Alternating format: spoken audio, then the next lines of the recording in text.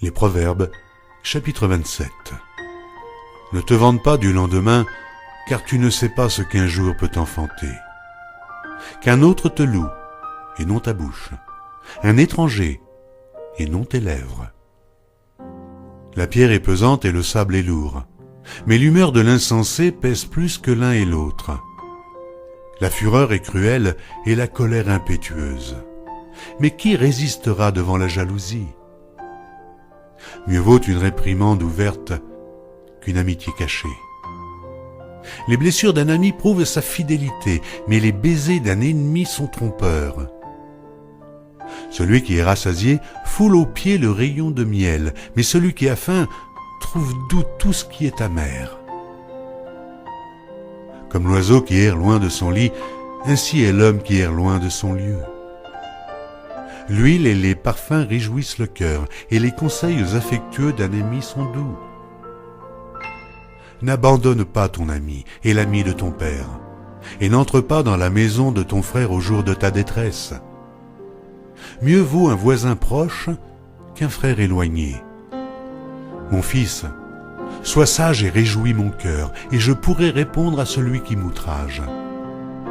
L'homme prudent voit le mal et se cache. Les simples avancent et sont punis.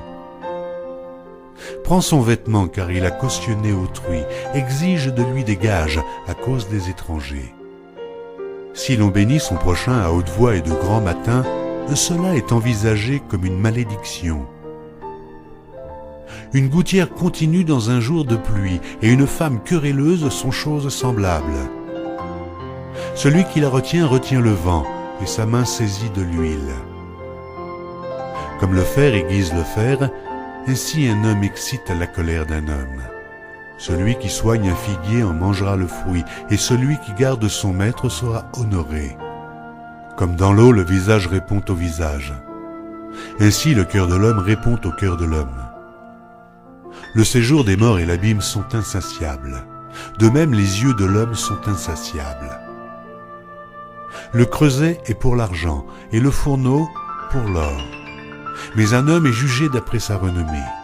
Quand tu pilerais l'insensé dans un mortier, au milieu des grains avec le pilon, sa folie ne se séparerait pas de lui. Connais bien chacune de tes brebis, donne tes soins à tes troupeaux. Car la richesse ne dure pas toujours, ni une couronne éternellement. Le foin s'enlève, la verdure paraît, et les herbes des montagnes sont recueillies. Les agneaux sont pour te vêtir, et les boucs pour payer le champ. Le lait des chèvres suffit à ta nourriture, à celle de ta maison et à l'entretien de tes servantes.